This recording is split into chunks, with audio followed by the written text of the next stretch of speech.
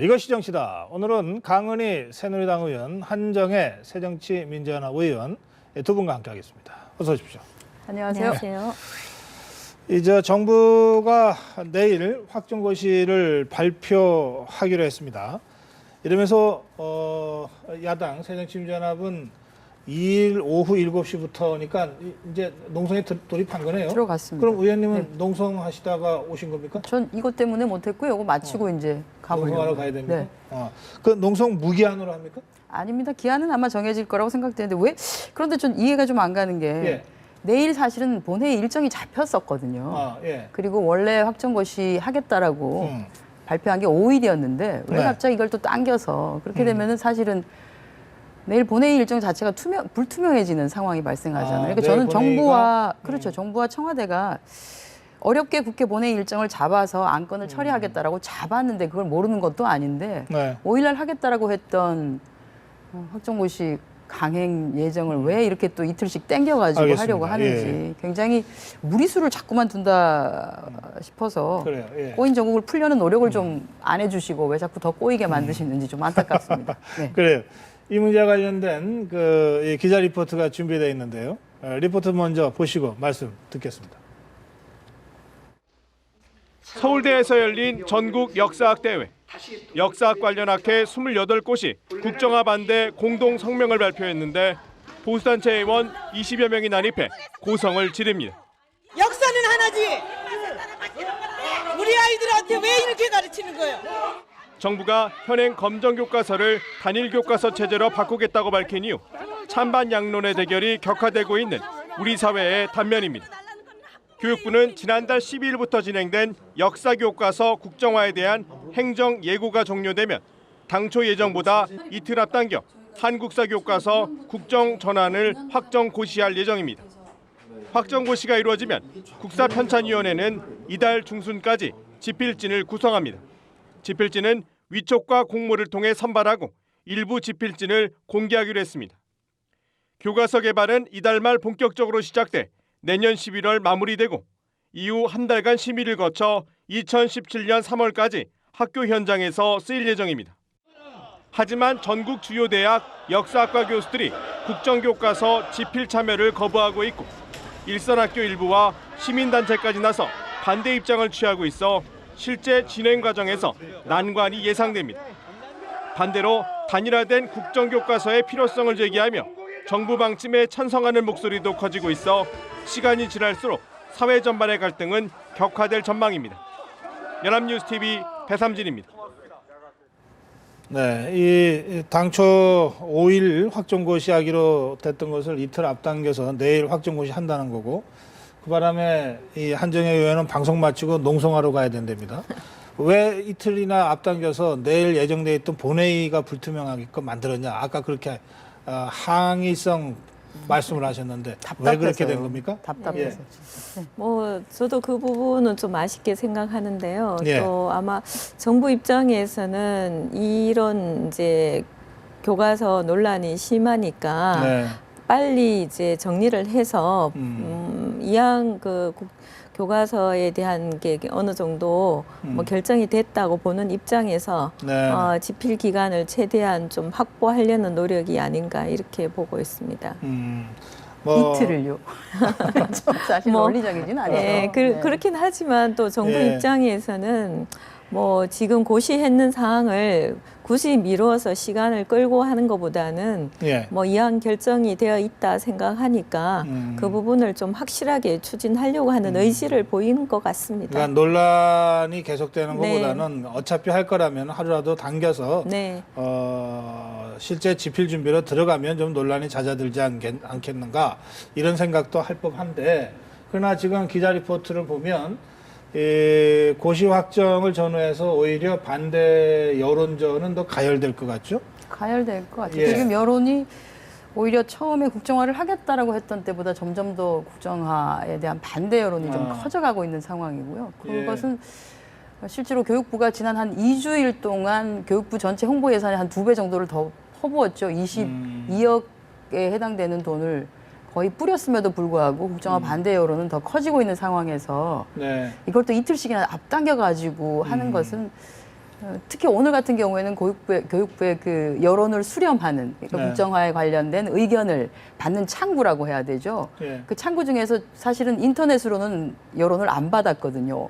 우편이나 또는 이제 팩스로만 네. 의견을 받았는데 그 팩스를 아예 꺼놓고 있었던 사실도 아하. 발견이 됐습니다. 그 여론을 어떤 의견이 오든지가 간에 받지 않겠다라고 하는 걸 아예 단적으로 보여주는 것이라서 제가 알고 있기는 일부러 예. 꺼놓은 것 같지는 않고요. 네. 이제 계속 오니까 그게 이제 에러가 생기거나 이런 순간이 너무 많이 와서? 제가 뭐 저희 쪽에서도 의견을 뭐 접수를 하려고 했는데 예. 이제 못 받아주고 하는 경우도 있는 것 같습니다. 예. 알겠습니다. 그만큼 어쨌든 뭐 껐든 아니면 정말 너무 많은 의견이 몰려서 다운이 됐든 저는 빨리 켰어야죠. 에러를 빨리 고치고.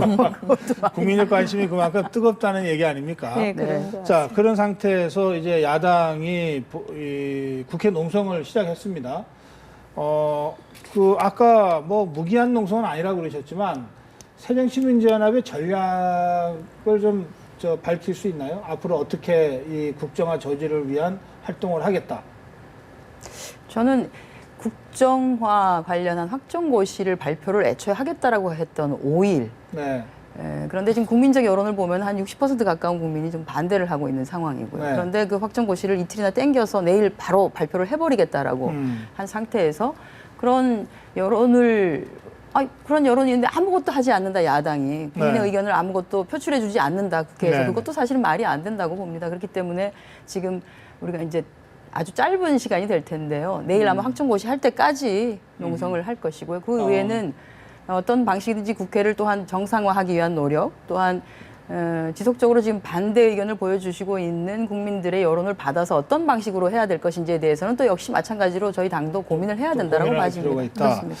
그런 말씀이군요. 네. 그냥 그러면 새누리당이나 정부는 그냥 예고된 대로 그냥 밀고 가면 된다. 이렇게 지금 생각하십니까? 사실 이제 그 교과서에 대한 부분을 이제 발행 체제를 바꾸겠다 발표를 했을 때 뭐 그때는 50% 넘었다가 일시 좀 주춤했던 거는 사실인데 네. 최근에 리얼미터 조사를 통해서 보면 플러스 마이너스 오차 범위 내에서 거의 다시 이제 좁혀졌습니까? 거의 비등한 수준까지 나와 있습니다. 그렇기 때문에 이제 국민들께서 발행 체제가 중요한 게 아니고 교과서에 문제가 있다는 걸 인식하셨고 네. 문제가 있는 것을 어떤 방법으로 개선을 하느냐 그 부분에 조금씩 더 접근을 하는 것 같고요. 네. 최근에는 교과서의 문제들에 일반 학부모들도 관심을 좀 많이 가지고 있는 상황입니다. 그런 입장에서 이항 정책을 하려면은 속도를 네. 내어서 제대로 교과서를 만드는 게 필요하지 않나 이렇게 생각합니다. 알겠습니다. 예. 근데 지금 이 교과서 문제는 양당의 대표들이 뭐 벌써 2, 3주 전부터 선봉장을 하고 있잖아요. 이 선봉에 서서 지금 계속 이 교과서 공방을 벌이고 있는데 어제 오늘까지 그런 것 같습니다. 두 대표, 이 김무성 대표와 문재인 대표의 발언을 직접 확인해 보시겠습니다. 올바른 역사 교과서의 집필은 정부에 맡기고 우리 정치권은 민생과 경제에 매진할 때입니다. 역사 국정교과서 고시를 강행한다면 그것은 국민들을 상대로 전쟁을 하겠다는 선전포고로 밖에 볼 수 없습니다. 예, 이제 선전포고다 그러네요. 저는 좀 과도한 반응이신 것 같고요. 교과서가 잘못되었다. 그리고 실제로 잘못된 부분들이 나타나 있지 않습니까? 그러면 학생들한테 이 잘못된 것을 그대로 가르치느냐?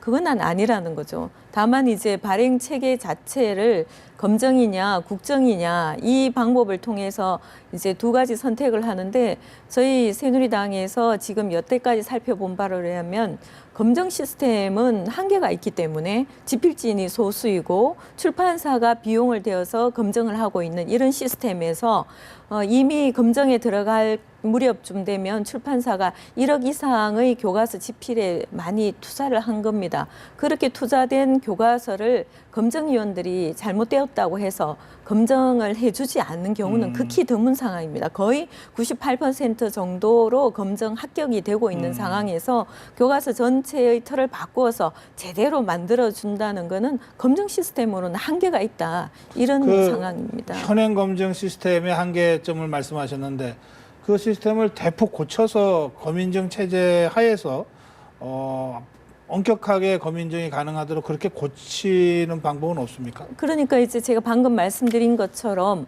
시스템을 아무리 엄격하게 해도 네. 검정에 드는 모든 비용을 국가가 부담한다든가 예. 그리고 새로 집필진을 완전히 구성을 한다든가 이러한 방법을 취하면 가능할지도 모르겠으나 지금 현재 국사 교과서만 또 그렇게 하는 것 자체도 모순이 많고요.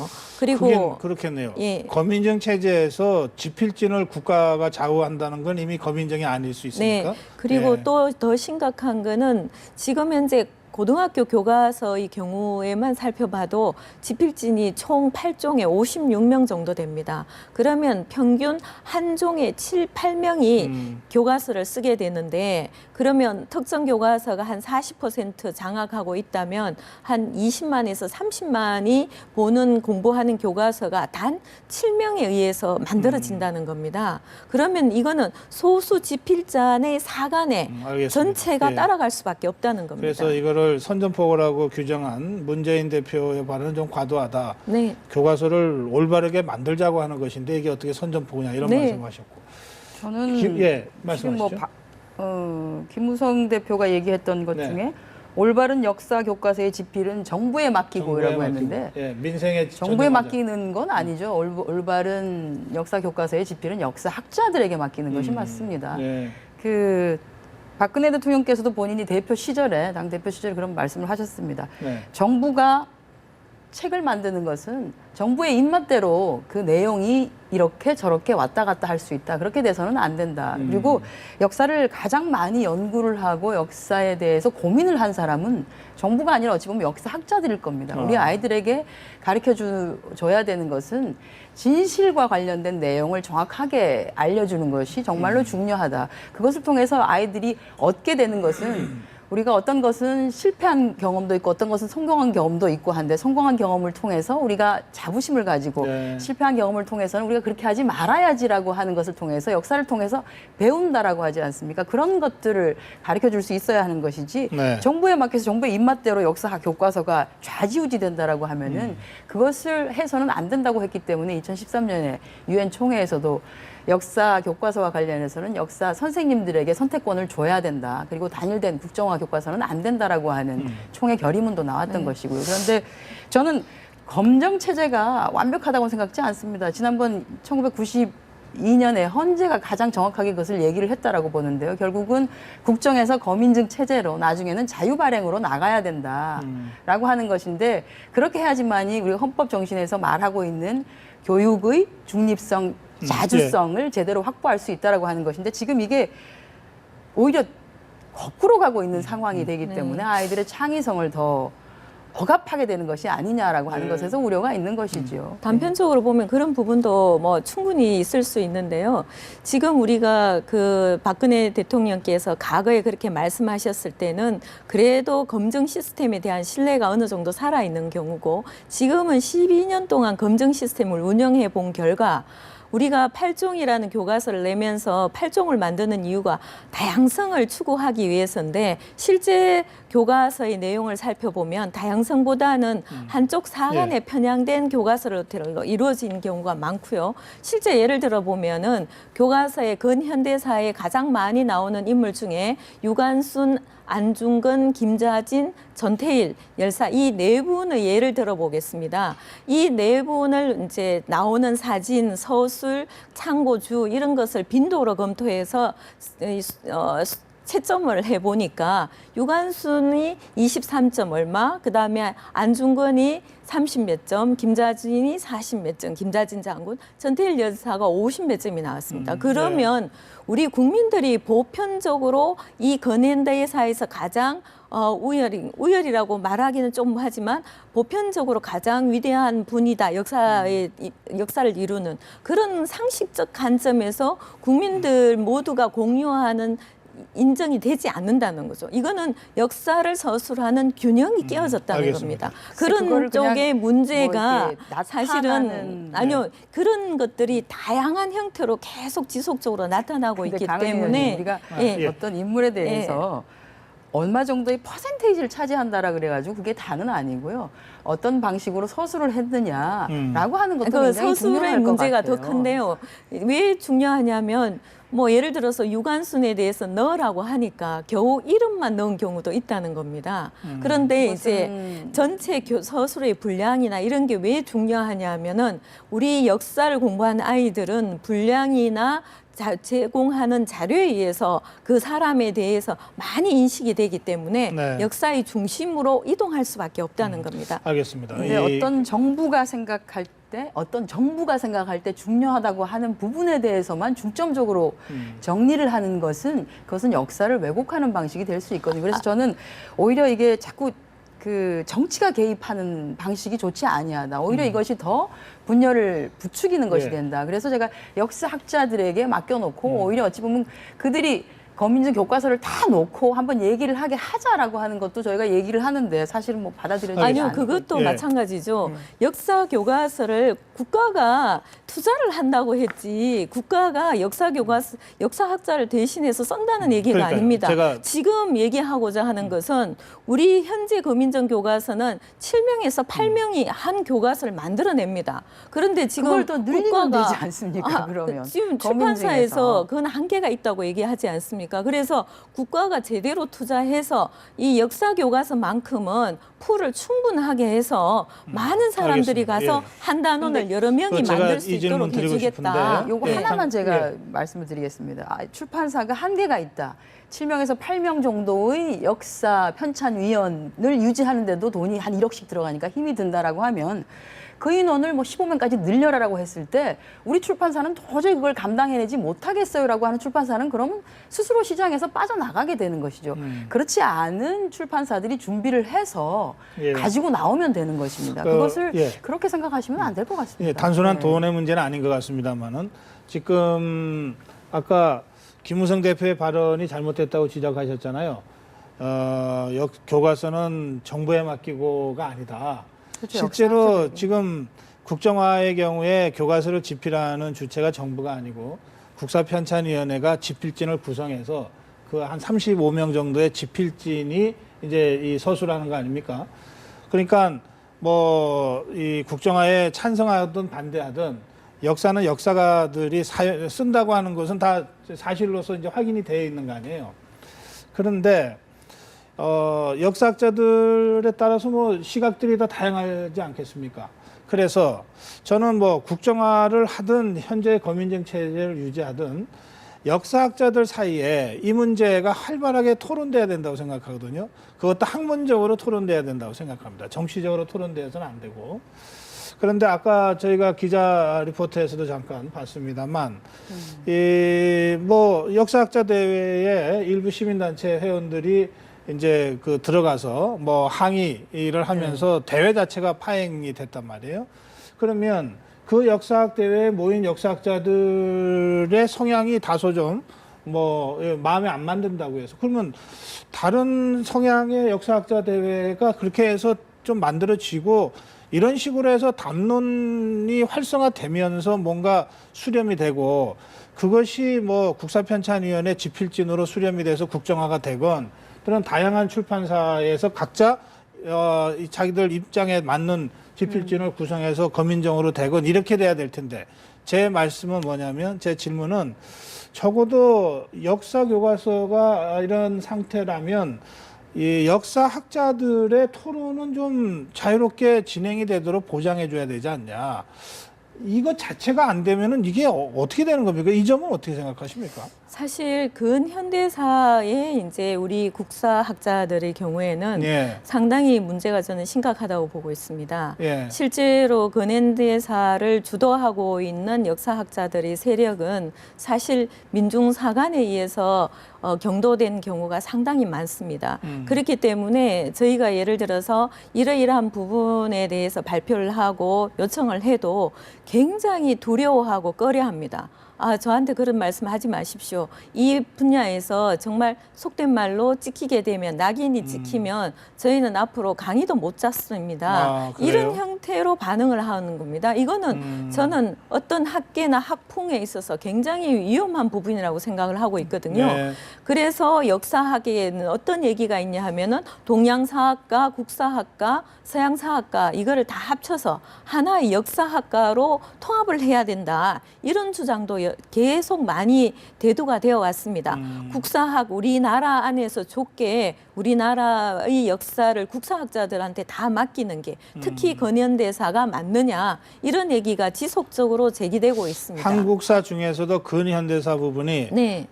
특정한 어떤 이거 역사적 방법론이나 정치적 입장을 가진 사람들에 의해서 독점되어 있다 이런 네. 말씀이신 거죠? 독점 정도가 아주 심하다고 그런 보고 상태이기 있습니다. 때문에 예. 역사학계가 자유롭고 활발한 토론을 하기가 어렵다 지금 이렇게 말씀하신 네. 거예요? 예. 저는 그 역사학계라고 할 만한 그 학회가 몇 개 정도가 있습니다. 몇 개 정도가 있어서 아닌 게 아니라 굉장히 좋은 지적을 사실은 해주셨는데 저도 굉장히 좀 안타깝다는 생각을 했습니다. 네. 그런 역사학자들이 다 모여서 한번 얘기를 해보자고 하는 장소에 보수단체에서 난입해서 그것을 반대하는 것은 만약에 국정화를 지지한다라고 하면 차라리 지지를 하는 어떤 집회를 별도로 한다든지 또는 학회를 한다든지 이렇게 해야 되는 것이지 거기를 가서 아예 얘기 자체를 못하게끔 봉쇄하는 것은 굉장히 좀 잘못된 방식이 아닌가 이렇게 생각을 했고요. 좀 안타깝다는 생각도 네. 했었습니다.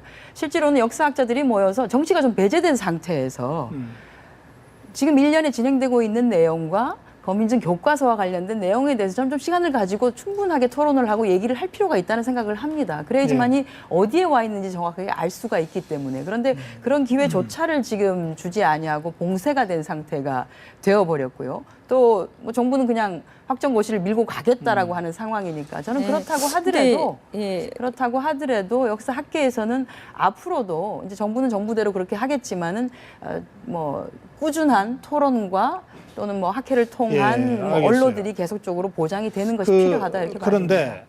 지금 문재인 대표는 이걸 총선까지 가져가겠다 이렇게 공언했습니다. 총선의 주요 이슈로 해서 정권 심판의 어떤 이슈로 정권 가져가겠다. 심판 얘기는 아니고요. 예. 이게 이제 아니, 총선 이슈로 가져가겠다고까지는 했죠. 총선에서도 이게 이슈가 될 수밖에 없는 것이 예. 국정화와 관련된 것이 그냥 확정고시를 하고 나면 끝나는 건 아니지 않습니까? 예를 들어서 편찬위원과 관련된 부분들을 예. 뭐 심의위원이건 어쨌든 사람들을 그러니까 예 잠깐만요. 뭐 제 이렇게 질문은 모으는 과정에서 그러니까 문재인 대표가 총선에서도 중요 공약으로 삼겠다 이렇게 발언을 했습니다. 그런데 얼마 전에 그 12.8 재보궐선거가 있었는데 그 야당에서는 그 국정화 찬반에서 국정화 반대 여론이 6대4 정도로 역전됐다 또는 우세하다 이렇게 주장을 하고 또 실제로 당시 여론조사가 그렇게 나왔는데도 선거 결과는 뭐 15대2로 새정치연합이 참패했단 말이에요. 그래서 전문가들 사이에 좀 엇갈립니다. 그럼에도 불구하고 이 교과서 이슈가 총선에 영향을 줄 것이다. 아니다. 이거 12.8을 보니까 총선 이슈로 선거 이슈가 아닌 것 같다. 근데 지금 문재인 대표는 총선의 주요 공약으로 삼겠다고 했으니까 어떻게 보십니까? 두 분은 이게 총선에 영향을 줄 거라고 보시는지. 총선에 영향을 줄 수도 있고 주지 않을 수도 있다라고 봅니다. 예. 그렇다라고 해서 국정화가 그러면 옳은 것이냐? 그건 아니기 때문에 국정화와 관련돼서 예를 들어서 거민증 체제를 조금 더 강화하는 방식이라든지 국정화가 아닌 방식에 대해서는 우리 당은 충분히 총선 공약으로 낼 수 있다라고 생각을 합니다. 국정화가 바른 길은 아니니까요.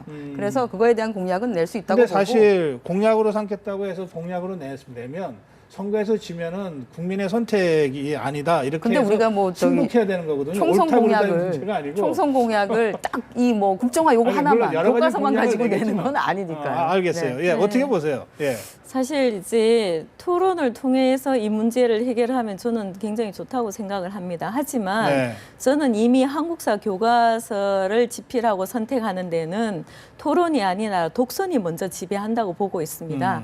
2013년도에 그 교학사 교과서의 경우도 마찬가지고요. 20몇 개의 학교가 선택을 했지만 진보단체나 야당 의원들의 집요한 철회 요청 때문에 결국은 다 철회를 했거든요. 네. 그리고 또 교과서 집필 과정에도 보면은 검정위원들과 그리고 교육과정 심의위원들이 있는데 그분들의 회의나 이 진행하는 방식을 보면 어떤 사안에 대해서 문제가 있다 그러면은 소수 의견이라도 그 문제를 받아들이고 검토를 해야 되는데 네. 의사결정 방식이 절대 다수결에 의해서 그냥 소수 의견을 뭉개버리고 교과서 집필 과정이나 검증 과정이 다 네. 그렇게 형성이 되었다는 겁니다. 그러면 자체적으로 이미 이 국사학계 자체가 그런 건전한 토론 문화를 이어가는 게는 건전성을 상실하지 않았나. 그렇기 알겠습니다. 때문에 예. 검증 시스템의 한계를 저는 갖고 정치권이 있다. 이렇게 이제 마무리를 해야 될 시간. 그런가요? 정치권이 이렇게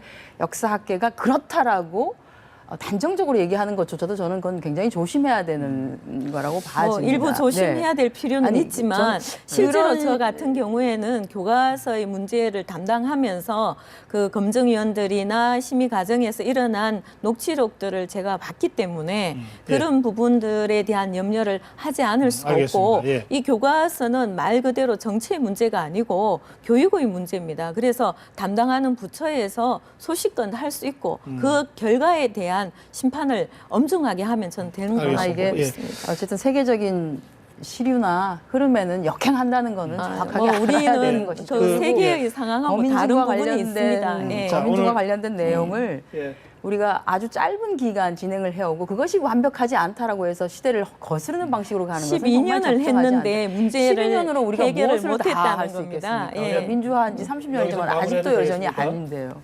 아, 예, 알겠습니다. 네, 말씀 잘 들었습니다. 고맙습니다. 네, 예. 감사합니다. 네.